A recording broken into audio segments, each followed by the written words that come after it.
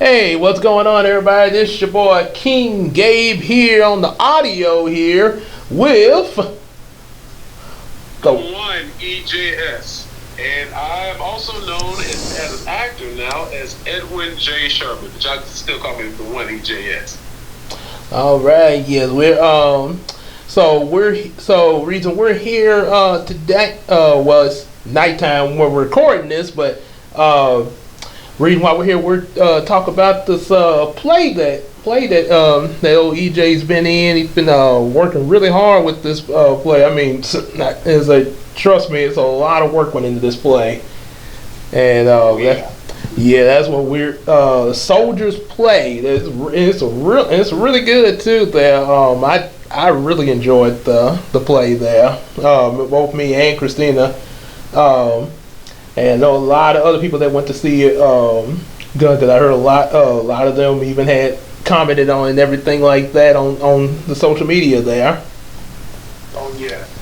Thank you for coming, Gabe. Thank you. Well, first and foremost, Gabe, thank you for being a supportive friend. You're the best friend anybody could ever have, man. So I appreciate you coming and supporting my endeavors and productions that I'm in, and just being a good friend.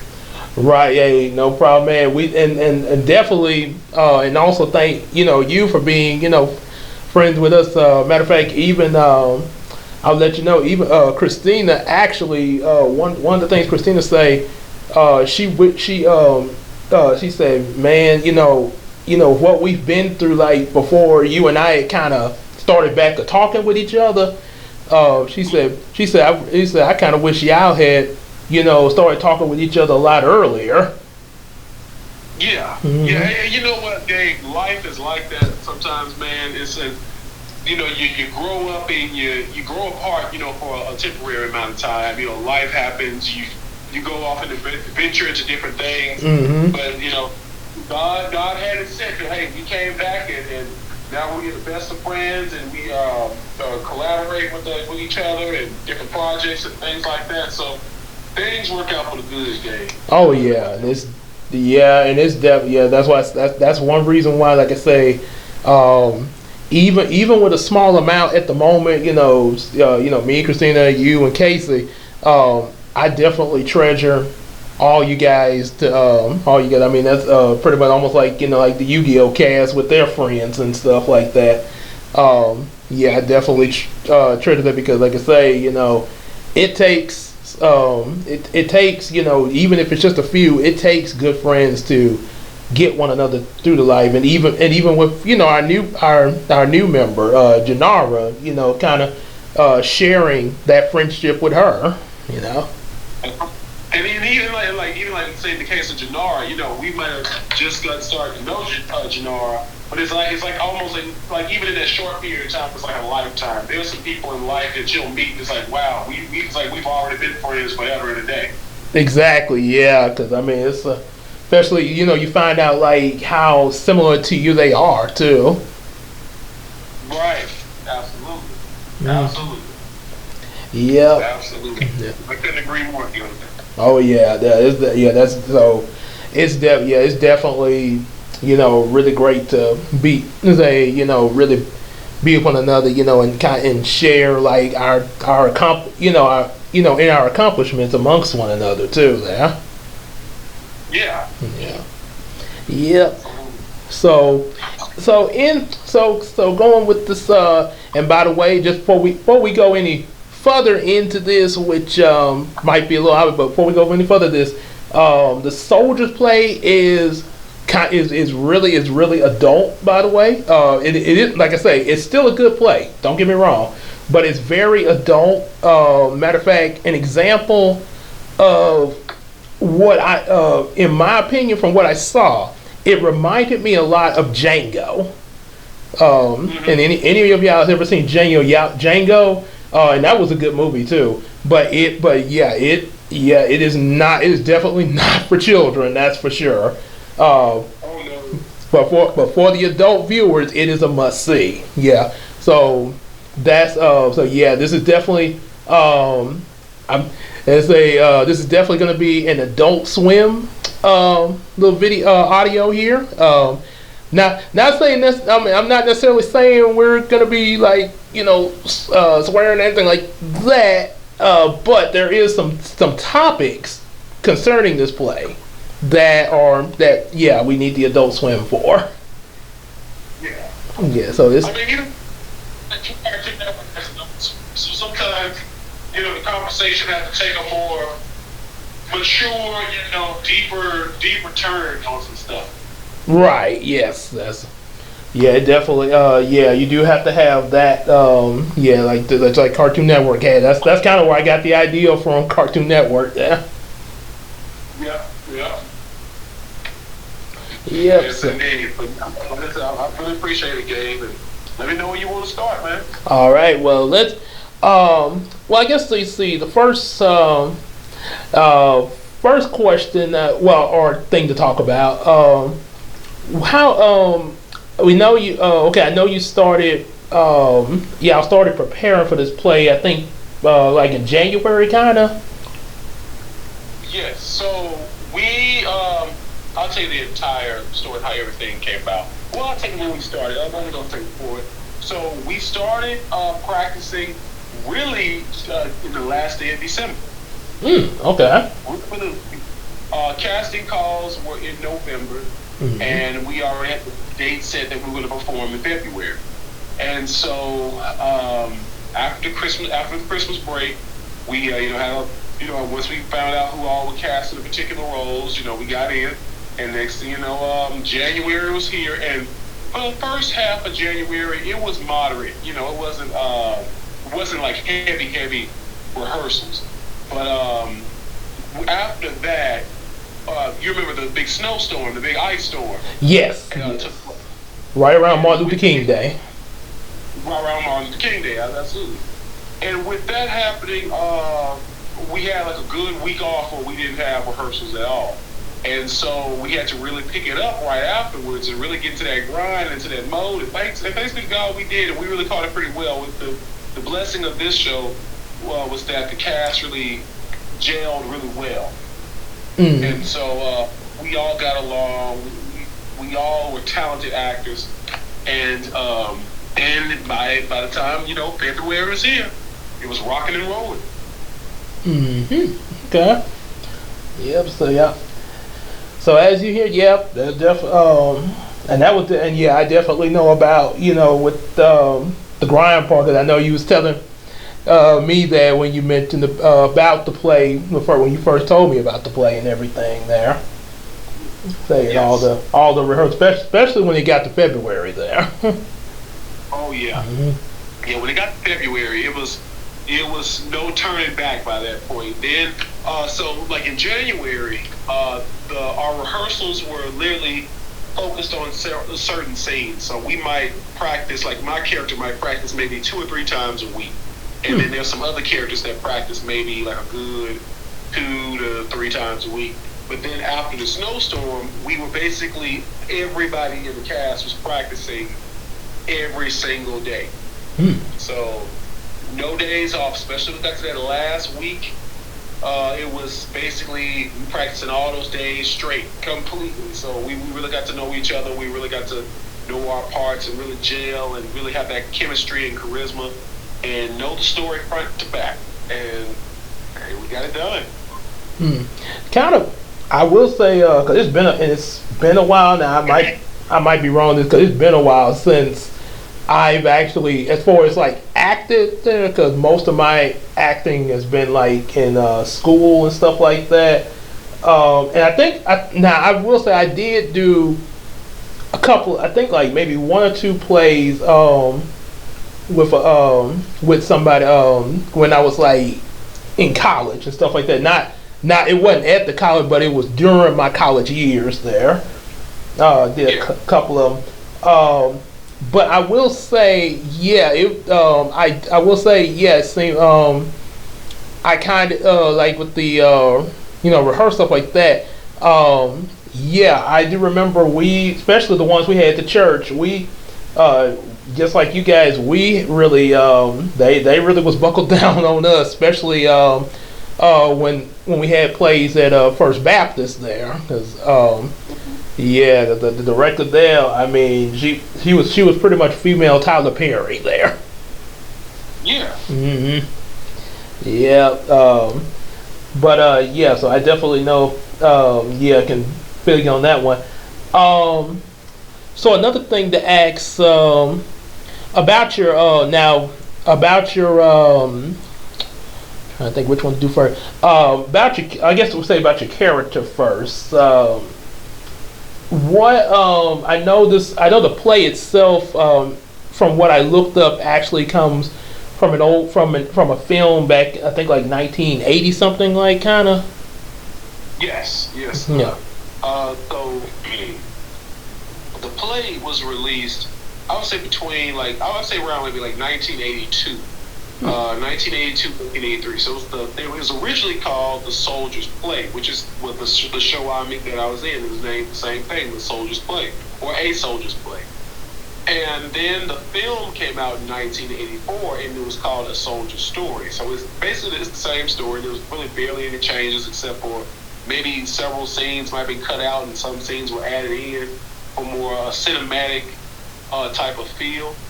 And, And yeah, it was around that early '80s route, around that time range. I mean, so from I say '82 to '84.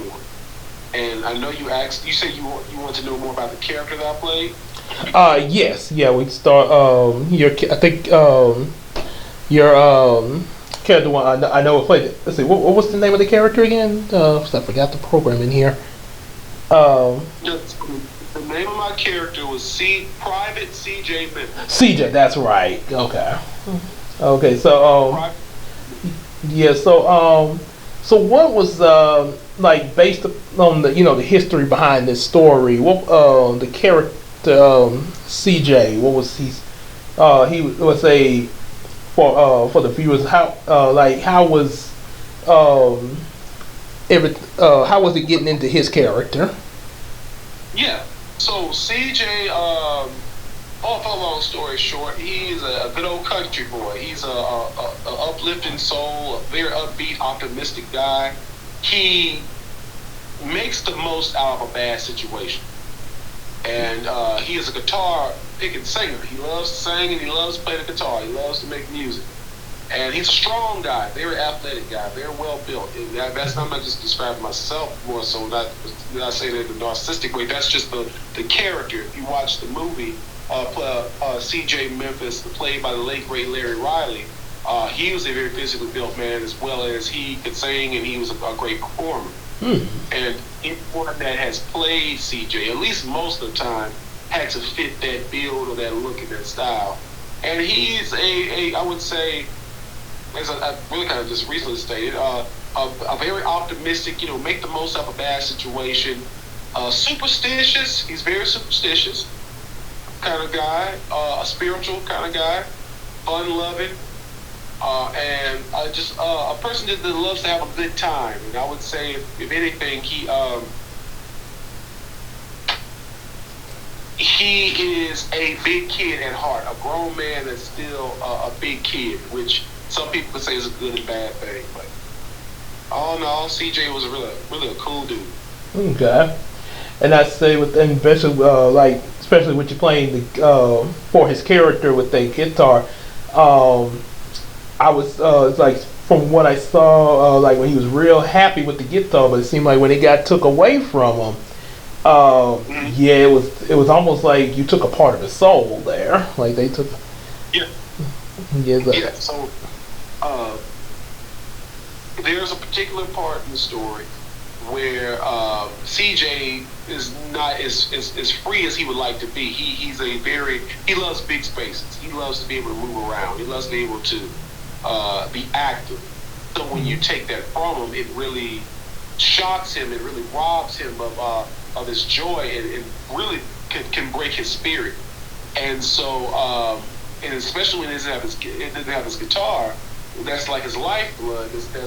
That gives him that strength, that energy, that push, that drive. It really pushes him over the edge. Mm-hmm. Yep, and that and even in life, like with that, and that's actually, I think a lot of people could probably relate to something like that. Because I mean, you think like, especially like say with the music, because I mean, a lot of time people really feel comfortable when they put on their favorite song, whether they're able to play it like the way CJ was, or if they're just listening to it on like a CD, MP3, or today's time with iTunes, stuff like that. There's a it's like it's a comfort there, for a lot of people, and to have that taken away, and then they go through something that's really rough and everything. Yeah, it can be a drain on them there, and sometimes, and in some cases, depending on who they are, just like with CJ, really kind of put them in a bad spot there. Right, right. Yeah. So another so what so let our viewers know what did it take for you to get into the character, like really immerse yourself in this character? Studying the role. I know several actors that was in the show. They said they avoided watching the movie before they performed in the show. I actually did the polar opposite. I watched the film before I got into the show, and the irony is I was actually thinking about the show. I was actually thinking about the movie before I found out that the show was coming up. It was like literally a month before the show was going to come up, and found out about the auditions and everything. And now I can say I've been in the show. But I watched the movie and listened to the music that C.J. Memphis played. Once again, Larry Riley is performing. However, I knew that I could not be exactly like Larry Riley in his interpretation of CJ. However, he laid the foundation, but it's up to me as an actor to put my own foundation and my own style on CJ Memphis. And with the character CJ, the things you have to observe, which I would like to release a video about that myself, just eventually in the future. Okay. Kind of break down the character CJ, a CJ Memphis breakdown. Number one is the dialect, because he's a Southern boy.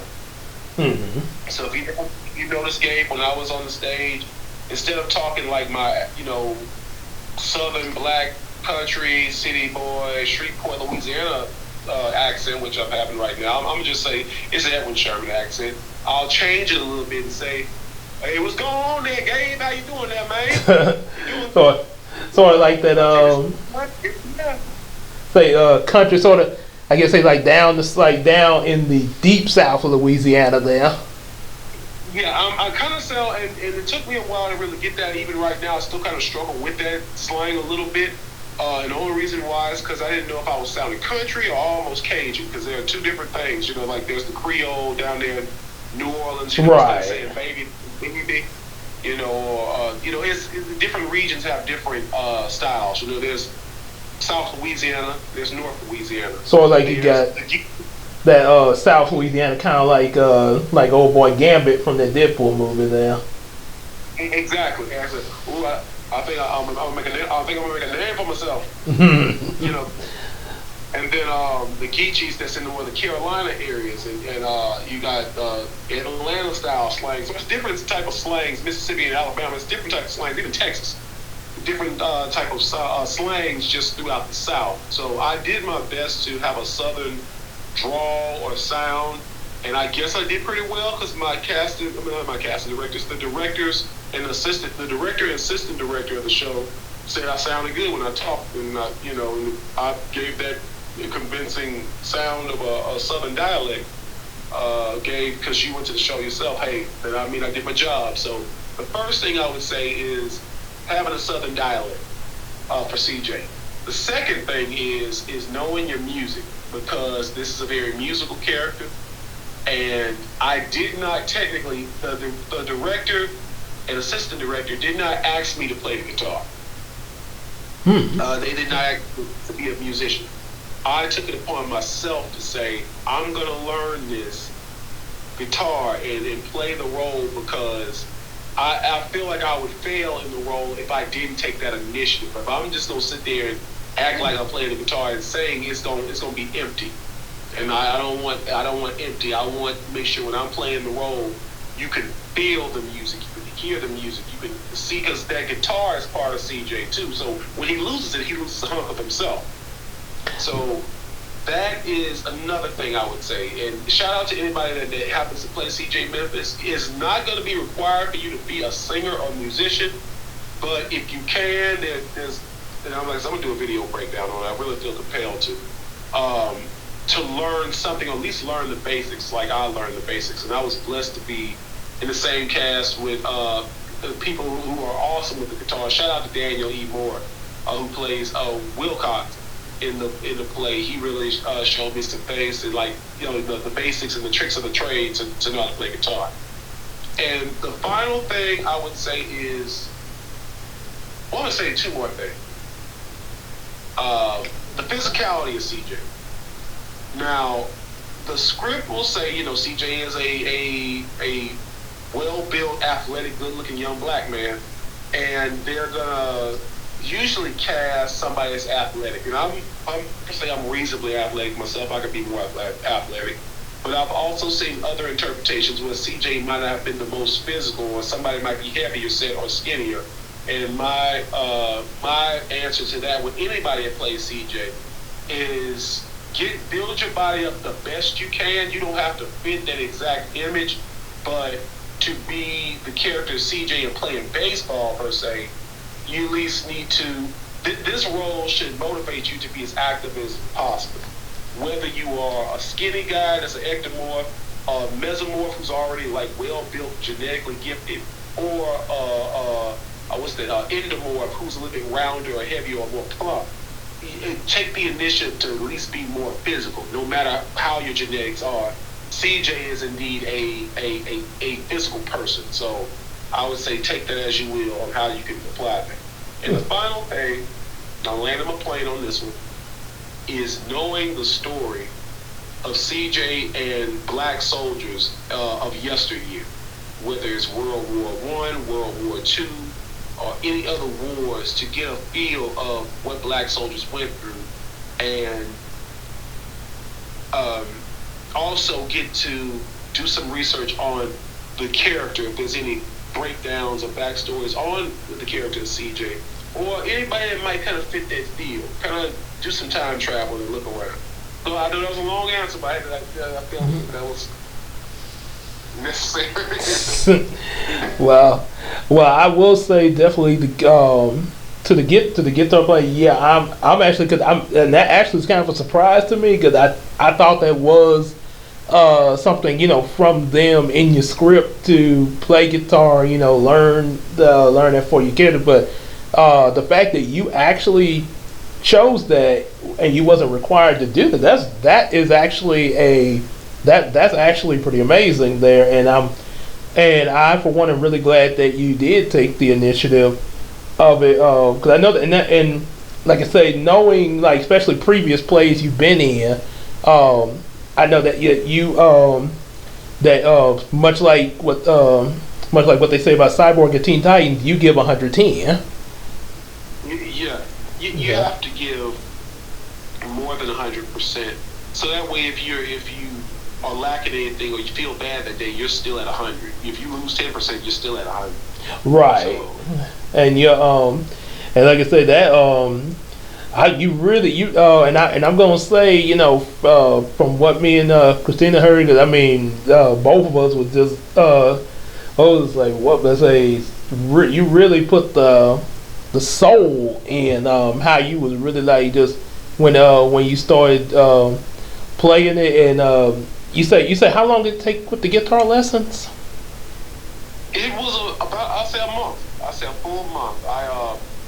So originally, when we first started practicing, I have my uncle's old guitar, because he used to, shout out to my late uncle Isaiah Sherman Jr. He used to fix the instruments for Caddo Perry schools. Okay. So he had an acoustic guitar in the closet that needed a lot of work. So I was like, well, maybe, and that didn't look silly on me. I didn't know how much it would cost to get a guitar fixed. So I was going to use that guitar and practice at home on that guitar, and then use the studios, use the Shreveport Little Theater's guitar to perform it. And so um, after meeting with several people, and some of my castmates saw it, they said, well, you're going to need a brand new guitar. Oh, well, not, they didn't tell me I needed a brand new guitar, but it's going to cost a lot of money to fix the old one that you got, and it's going to take a while. And then I used used the Shreveport Little Theater's prop guitar at the time. I took it home with me, and I was honestly, I wasn't happy with the sound with it. I know it needed tuning, and it was much smaller. And we did use that studio guitar, but we used it for a particular scene. We used it, and I'll tell you about that later. But I went on, took it back, and I took the initiative and went on Amazon and bought my own guitar. Okay. And with that, got a really good deal, and got a good value pack with it. And I will tell you, I've officially named that guitar. Mm-hmm. And around January 14th, that's when it came in. And I really started taking my lessons seriously. I started practicing, and I started watching YouTube. I went to YouTube University and looked up some blues guitars and some tutorials and watched those and practice those, because I just need to learn some chords. I remember the director was saying, well, if you're going to learn how to play guitar, you at least need to get some basic chords down. So I went to YouTube and watched, shout out to Des Marks.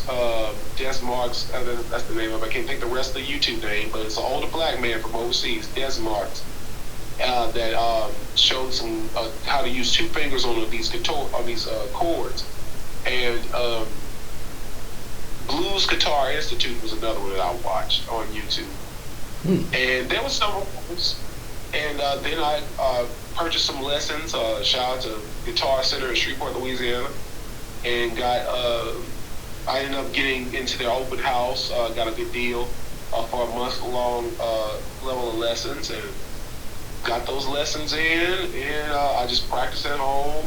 Daniel helped me out a lot when I was on stage. So once I got home, I applied that, and yeah. And I just kept on practicing, and then eventually, after a while, I got comfortable with it, and then I started making it into my own. So I took my background from the church, being in gospel music, and knowing how certain arrangements are, and learning about the chorus of a song, the verse and the vamp, and driving the song on home.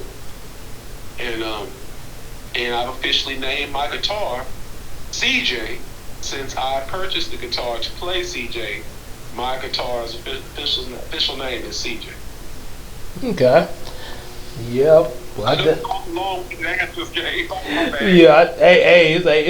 I mean, the things. Hey, we're talking about you now. That's well. Yeah. But that like I say, yeah.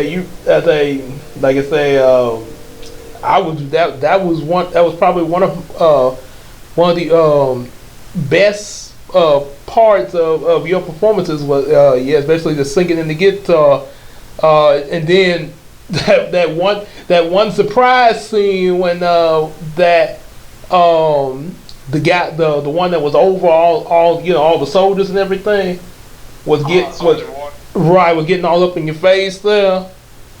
In CJ's face, and all of a sudden made CJ take that guitar and whack him across the head. Now, speaking of that, okay, so I don't know if you noticed it. So the guitar that I played was not the same guitar that I whacked him upside the head with. Oh, really? So the prop guitar from Shreveport Little Theater. Mm-hmm. Oh, that's what y'all used for that scene, okay? That's what I used for that scene. And so if you look at both guitars, the theater's guitar is way smaller than mine. Mine is much bigger, and I knew that was going to kind of be an issue with with continuity. However, what I did, and I talked with the director about it. I said, well, with the stunt guitar, I'm gonna have that stunt guitar on my left side, away from the audience, so they're not gonna really pay attention to see, measure the size of the guitar. And then when it's time to get up, I'll have that guitar set on the foot locker. By the time we get ready for the scene, and where I whack them upside the head with the guitar, I can do that. And yeah. Yeah, well, So, you definitely, yeah. I was thinking. So, yeah, even in stage performances, yeah, that y'all pull off some pretty good effects there. Even in live performances, there. Say it's kind. I, I would just say that's actually pretty impressive. Sort of like I know it's a little different here, but it sort of reminds me of a lot of things that they would pull off like on different various sitcoms. There, different effects that they had going on there that almost made the live. Even though it's live, it almost like they're almost like the effects you see in a cartoon show or something almost. so you don't mind if I tell you about that guitar scene, do you? Sure. Yeah. Yeah. So when you were talking about different effects of the things of that nature, so um, there when we practiced it, and I'm gonna tell you a funny story about that. We practiced the guitar scene. Mm-hmm. So in order to effectively pull off that scene, we're working it in two different planes. So Adarian, who plays Sergeant Waters, is in one plane. I myself is CJ Memphis is on another plane, and then there is Vincent, who plays Wilkie, who's arresting me, is in like a third plane. So to perform the scene, you saw the spot where I punch Wilkie, and it gives that effect. I punch Wilkie, and he sells it, and you can hear that sound, and then I whack Sergeant Waters with the guitar. So during the punching scene, I'm actually hitting my chest, and he sells that. He goes in a different direction and then sells.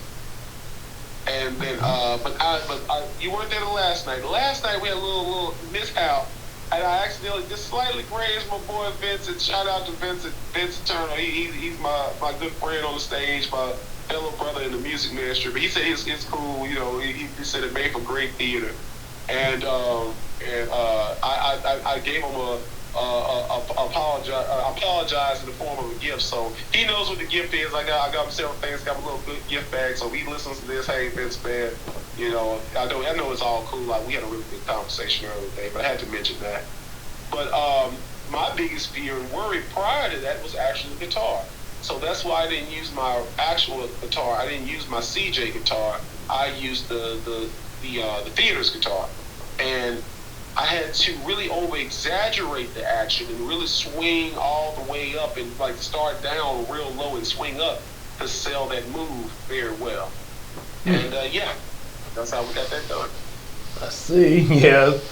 Well, I say because and they like you say the little myth that sort of make me think of how how sometimes practical effects, especially like way back in the early days before we had all this stuff that we got now to pull things like that off. And it also kind of the hit kind of also made me think of the play I was in where I played a character called Bubba. And I was supposed to be like a class clown, and I jumped up in the classroom saying, "Y'all gonna make me lose my mind," this. So the teacher had to smack me on the head, but she was gonna fake it at first, sort of like like what you said about the guitar.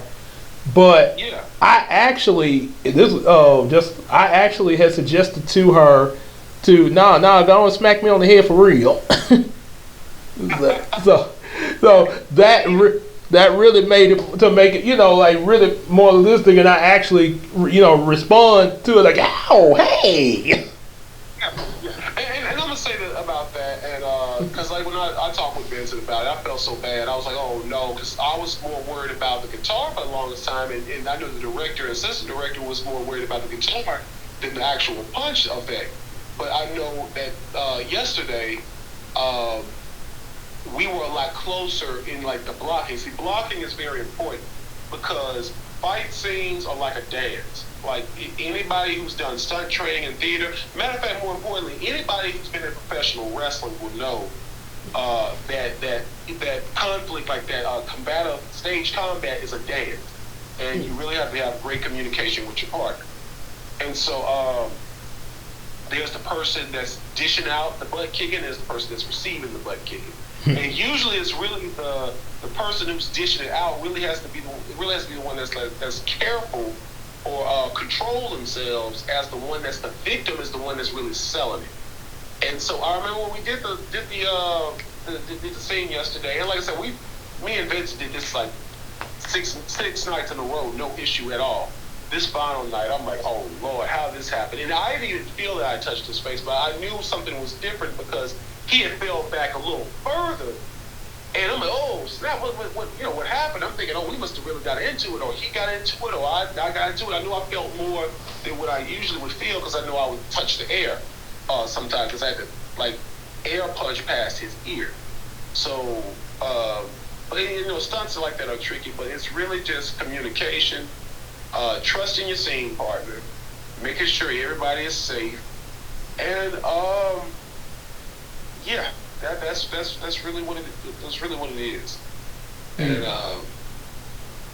it's truly like if you see any action movie, it's choreographed a million times, and sometimes even with that, something can still go wrong. Even the best laid out plans can go awry. So you just have to be careful, and I noticed after this, I want to take stage combat training so I know how to handle it, because even in some situations, I didn't mind, I guess, taking a strike, but there's a way to do it. Like in pro wrestling, I'll go back to pro wrestling. If the wrestlers are taking chops or slaps or something like that, there's a way to do it to where you're not really legitimately like hurting the other wrestler. So like if you slap somebody in film, you might not actually slap them as you might have the camera behind one actor and the other actor is selling it. Or if they do hit them, it's like a very light slap, and then the sound effect really, it makes an impact there.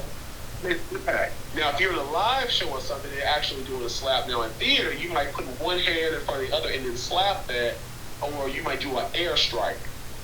Or in pro wrestling, what I've seen, they will either, if they slap someone, they might slap them across the head or like the medius part of their face or their neck or something. But if you're not careful, if you really put some weight on it the wrong way, now you can really hurt someone. You can dislocate a jaw, like Jim Cornette got hit by Baby Doll and it dislocated his jaw, or you can hit somebody in their ear and bust their eardrum, or you can really just bruise someone's face. So there's a way to do it, whether it's slaps, punches, kicks, grappling, slamming, anything like that. So, and I don't want nobody, hitting me or nothing like that. And there have been times I might have accidentally got like struck or a little nicked or something like that, and things like that happen. So. Right, and definitely what you mentioned about how sometimes accidents happen. I don't know if you've seen this or not, but the live action Fat Albert movie. Mm-hmm. I listened to there's a few movies I listened to the commentary on, so I would listen to the commentary on that movie, and I remember the part they pointed out every scene where there was a stunt double for Fat Albert, like on the skateboard and stuff, but they say and then they say, okay, stunt double, okay, real stunt double, but there was one scene where it really was Fat Albert on the skateboard, Kenan Thompson, by the way, and he crashed through this stand that had flowers or pots on it and stuff like that. And they say that actually was not fake. He crashed through it by accident. Oh wow! Right, and it's just in the film. But I mean, you would probably look at that if you didn't hear the commentary. You would think like, "Wow, that's a great effect." But then you realize, wait, he actually crashed into that. Yeah, yeah, and sometimes things like that happen. It's just you have to be very careful. Life happens on sets, on film sets, or theater as well. So it's just one of those things you have to be very careful. And I tell you something. Oh, sorry. Something else in addition to what you just said. Sometime like especially with acting in general. Sometimes actors will even do stuff by surprise only during the official shoot and surprise the other actor getting a realistic reaction. Like two examples.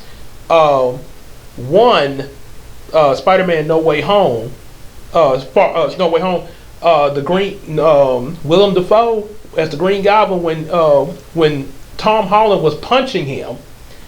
They this was not done in rehearsal, but he was doing that goblin laugh for real every time Holland punched him, like and Holland's reaction to that laugh, because he had not seen him do that, was actually a real reaction, like, oh my god, wait, what are you doing?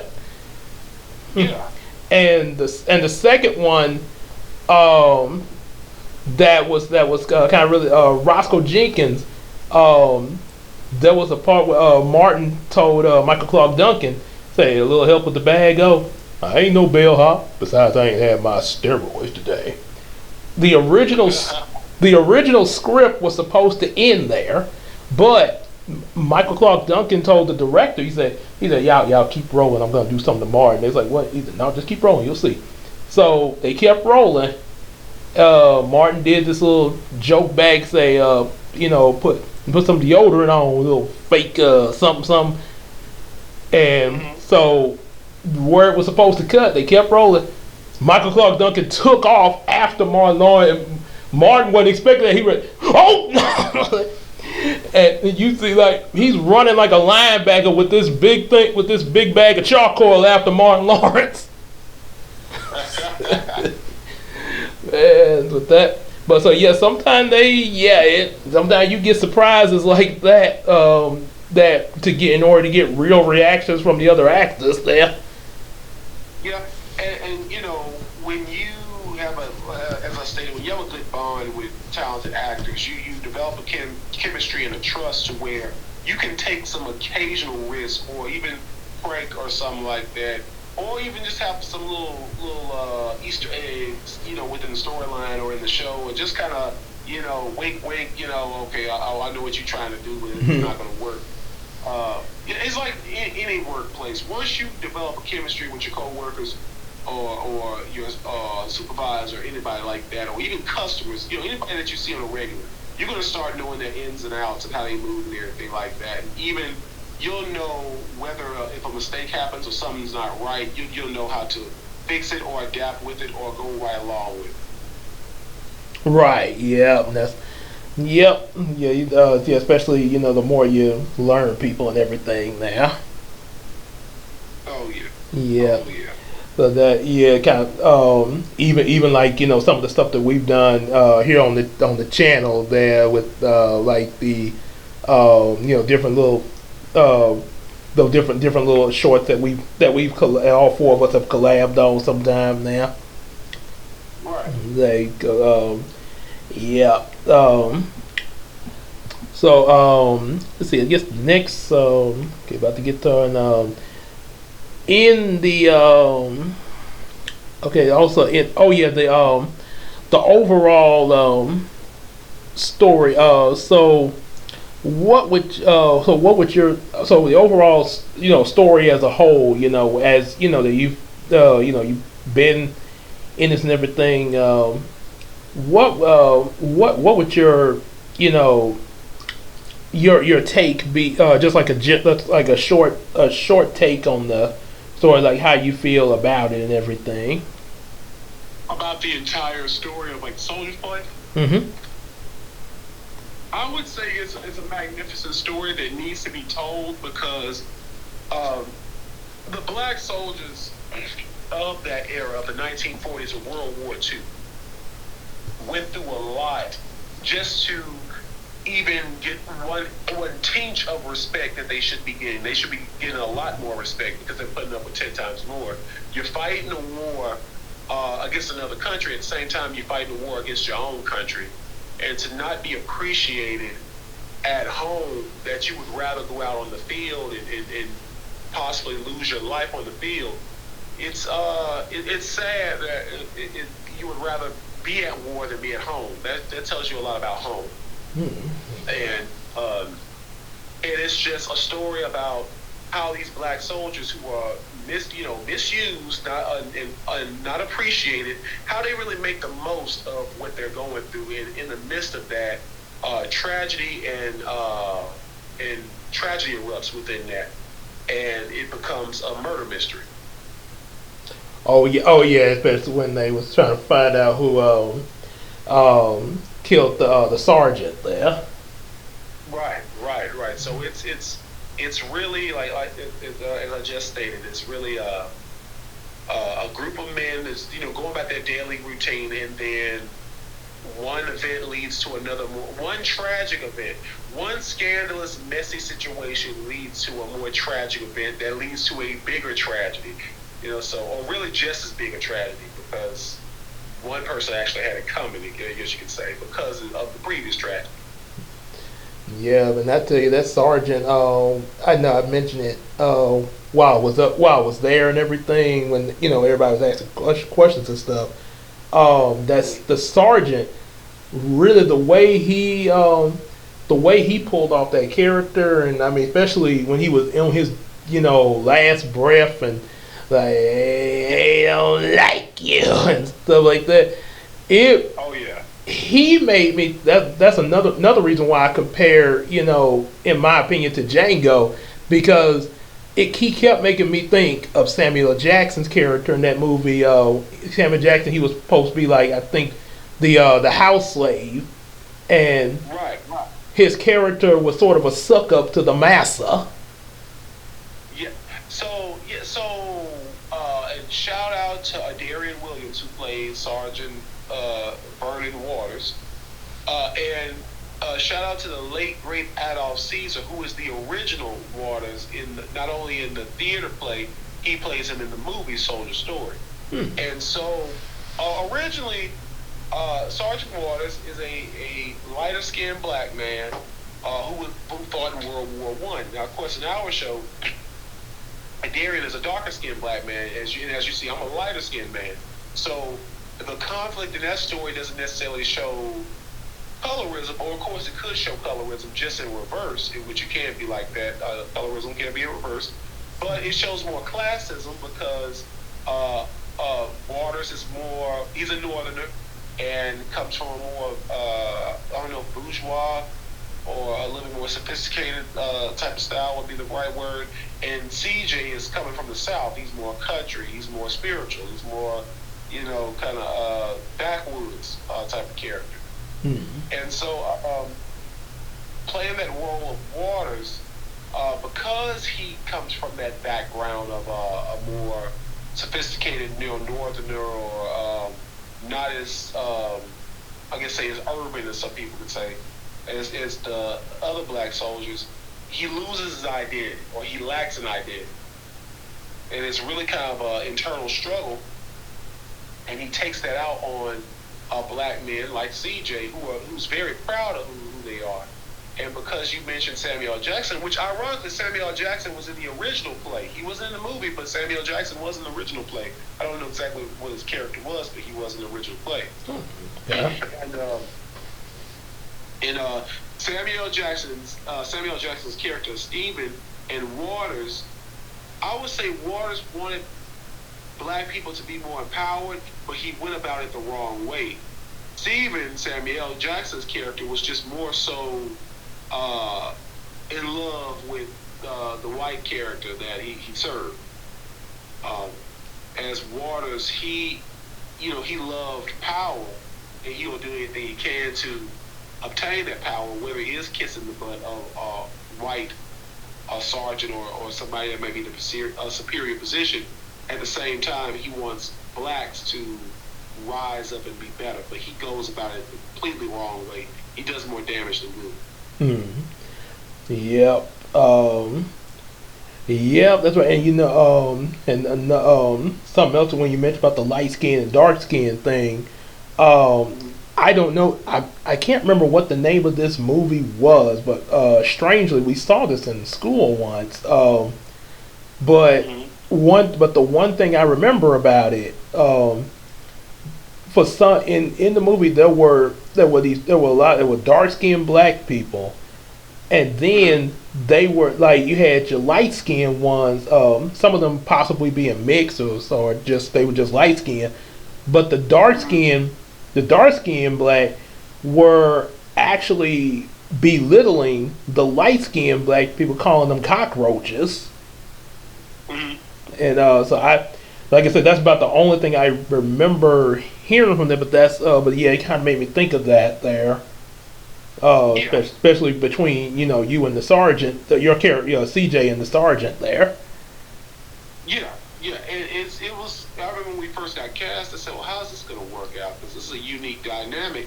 Because usually Waters would be, if not lighter skin, brown skin, and then CJ would be like usually darker skin. But at the same time, I've seen other shows where they didn't follow that archetype, and just because the script might originally say that, and the movie might show that, does not mean you have to cast your characters like that. Because classism is a real thing, ageism is a real thing. Because Waters was older than CJ. CJ would be much younger, and Waters would be older. And that could, ageism could be both ways, racism could be both ways, colorism could be both ways. Um, it can, those are very complex topics. Even featureism, because, like for instance, I'm a lighter skinned black man, but I don't have the most European of features. There's black folks that have lighter hair, greener eyes, or thinner features, or have a more exotic look. That can go into a whole other thing. But yeah, it's just that divide and conquer, and attacking you for particular differences. Mm-hmm. That's like the main common thing. Yeah, because like I say, that does exist. Even not just simple racism, but even amongst our own people. There, I mean, you think like even way back to the beginning, time like Cain and Abel. I heard they mentioned about the Cain and Abel story comparison, and you take like Exodus. Remember, Moses had saved a Hebrew from an Egyptian that was beating them, but then he comes out there the next day and it's two Hebrews beating up each other. That's right. That's right. So it That's can. right. And No, sorry. oh no, you good. It's just attacking somebody for their differences. Mm-hmm. So yeah, like I say, it does it. So that kind of thing, like my mom says about a lot of stuff, nothing new under the sun. Now. Nothing new under the sun. That's right. Yep. And that so yeah, that really say, but yeah, that really definitely made kind of came a lot of that really came to my mind. And I think was there anything else that you was gonna add there? Oh no, that's about it. Oh, that okay. Um, okay. With this, I think that's about the only other thing I can kind of think of.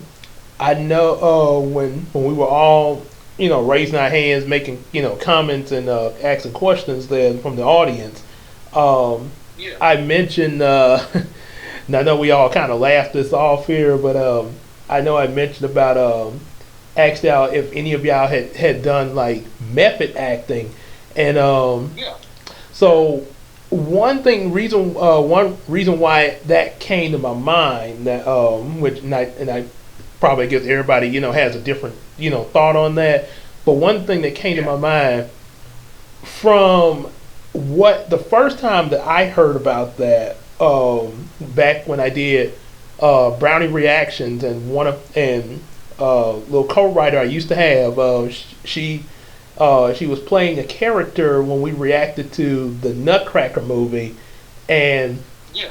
in it she was the character she was playing. It was supposed to be like a female Hitler character, and Yeah. she all of a sudden at the end of the reaction she got so into the character it was supposed to imply that the character actually was, oh my goodness, I don't think that's the actor, I think this character is actually speaking to us for real, and that was supposed to be the implication of method acting there. Hmm. Cause one thing I looked up, after going through that was a lot of time in method acting, the actor to really get into their role, they will play the character outside of the play sometimes, like outside of what they're doing it in. Um, Yeah.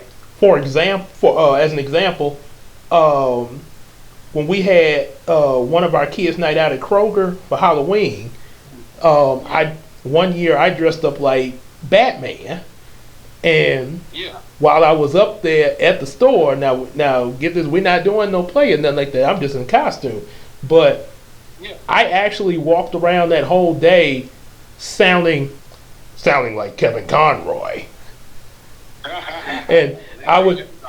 And even when I came up like to the register, like Gabe come up to the front help check, like register 7 is open with no waiting. How you doing today?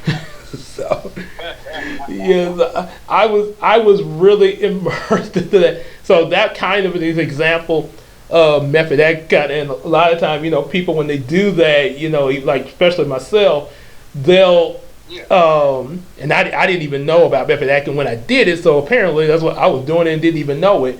But a lot of time, not everybody, but some people will be like, "What? Like, okay, dude, are you okay? What's wrong with you?"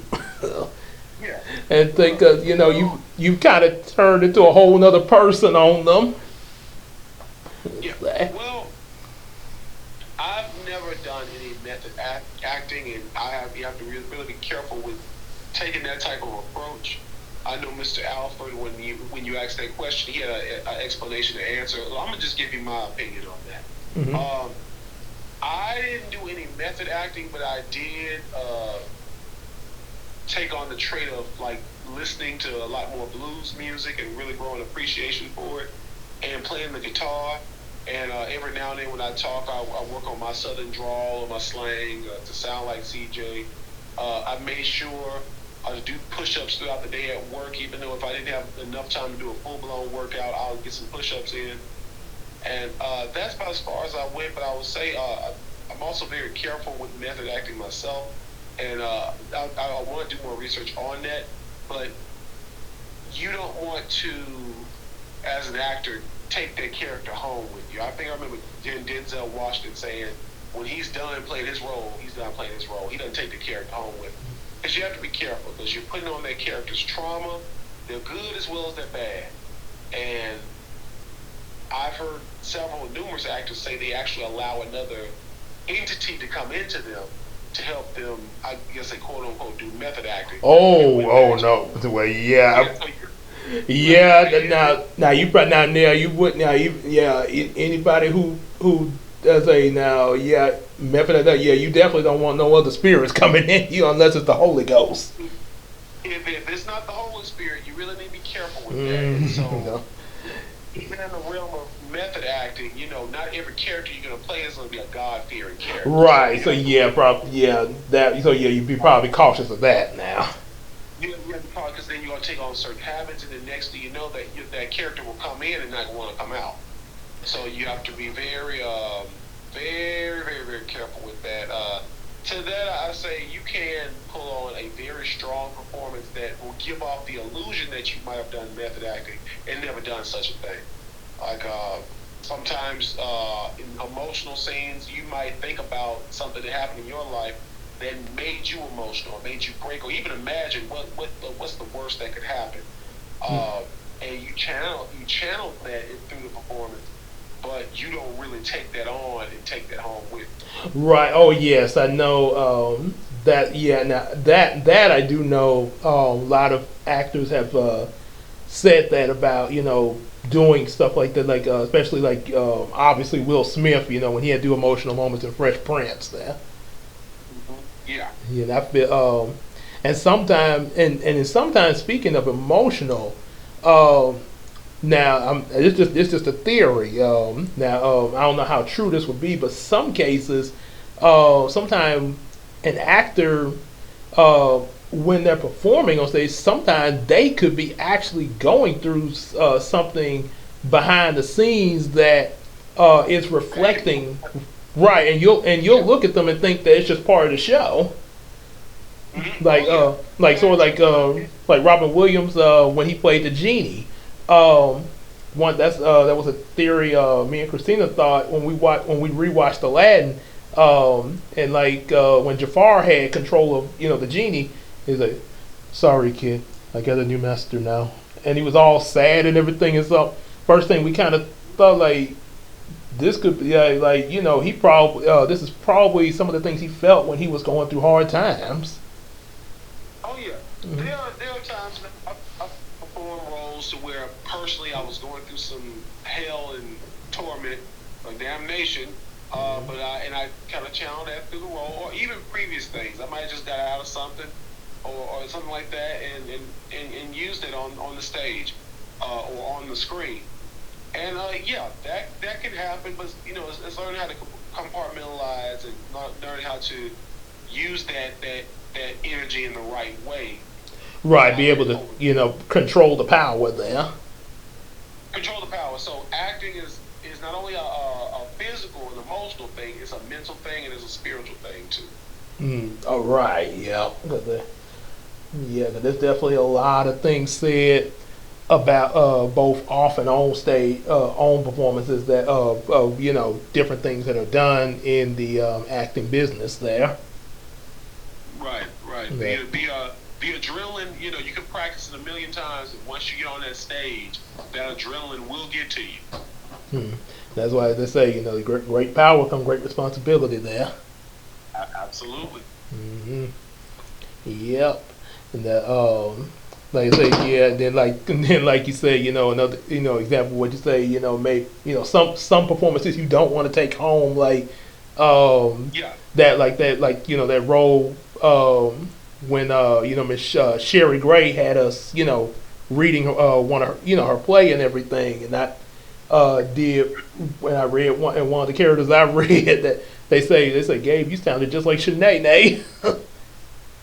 It's like, I mean, yeah. yeah, and you're careful with that. It's acting is fun, but at the same time, it's still work. And I don't think there's any other profession that's a mixture of fun, work, as well as responsibility. Because you R&D is a spiritual thing as well.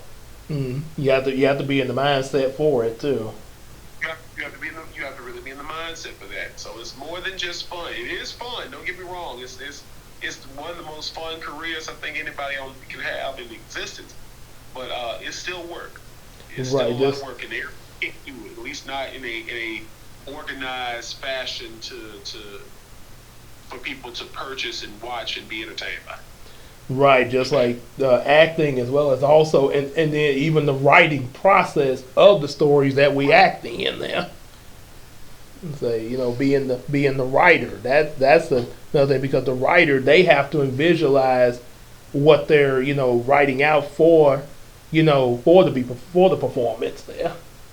But if you don't have the writer, you don't have the director, you don't have the actor, you don't have the producer. The writer is the core of that. Hmm. So yeah, right. Yep. So yeah, but so yeah, I think that's pretty much done. I know you say you're gonna I know you say you're probably gonna do another do a video on your channel really give even more details than here there. Um, Right. but I think that's pretty much only thing to come to mind. Coming from your eyes and point of view of the play there. Right. Okay. Um, so before we wrap it up, is there anything else you wanted to add or say for the viewers and everything? Well, I just want to say thank you all for the support. I will. I'm working on it. Hopefully, I get it before the end of the month. I'm still trying to recover from the play. I want to do a breakdown on the character CJ for the story because I'm not the first person to act as CJ, and I won't be the last. And I want to tell you just share my experience with that, as well as I got some other things in the works. I got some more skits coming on my YouTube channel, little sound bits, but I'm gonna bring in some bigger productions to the channel. The one EJS on YouTube, and I have another show coming in, another show that I'm gonna be performing in April. Okay. Oh, right around Easter, the right in time for Easter there. It's actually gonna be right after Easter. It's gonna be April 11th, and the show is called The Red Light, and it's gonna be at the Strand Theater. You said the red light now. Yes, that's the name of the next show that I'm gonna be performing in. Oh, that's kind of that is an ironic title because funny thing. When I was in high school one time, when I first got into my journalism class, club actually, and I actually, there was one point I was just randomly thinking of like a horror, hey, like write, a horror story. I never did write it, but I had a thought for it, and the title I came up with was Red Light. Hey, man, there you go.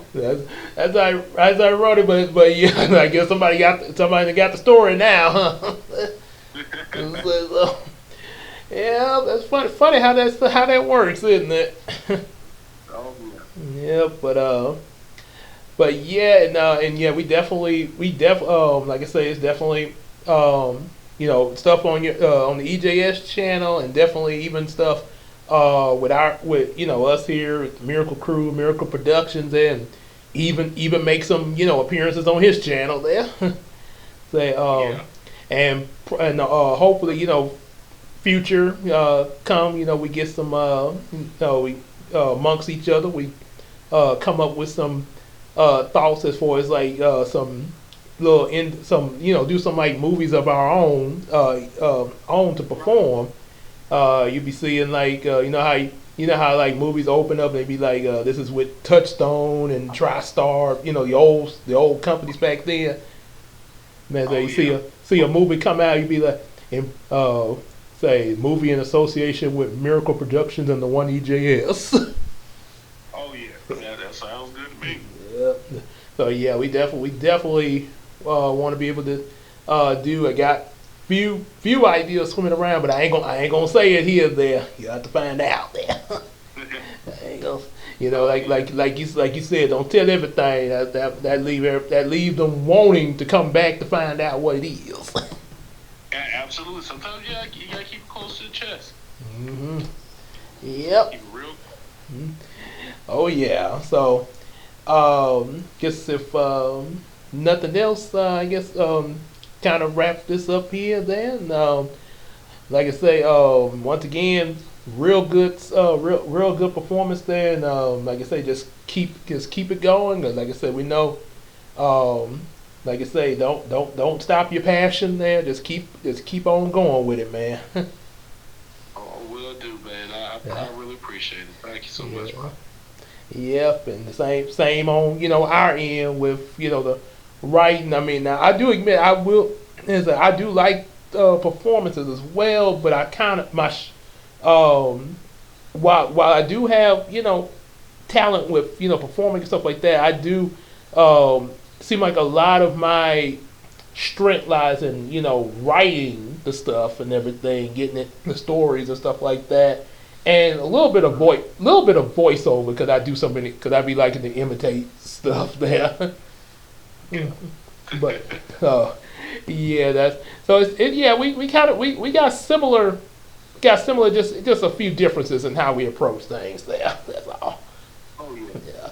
So yeah, so yeah, y'all definitely make sure y'all like and share and subscribe. Definitely subscribe and definitely share. Also, especially both channels, Miracle Productions here and the One EJS channel.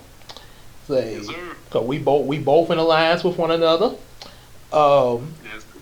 And also definitely support Miracle Productions on Patreon there. Just like Iceman Universe does, and also be able to show him some love. He got reactions to Ed and Eddie, Hey Arnold, and Naruto, One Piece, Spy Family, and Courage the Cowardly Dog, which Ed and Eddie gonna be coming to Tubi app March the 1st with Static Shock. Oh yeah. And also definitely support all of us at the Miracle Crew.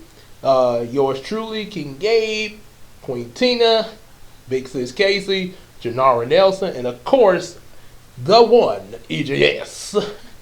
Oh Oh yeah. And you can and be sure to hang out with us in live streams, Discord, and on Facebook, and sell each other some stuff on that McCary app there. And be on the lookout for what we're gonna have next there. Yes, indeed.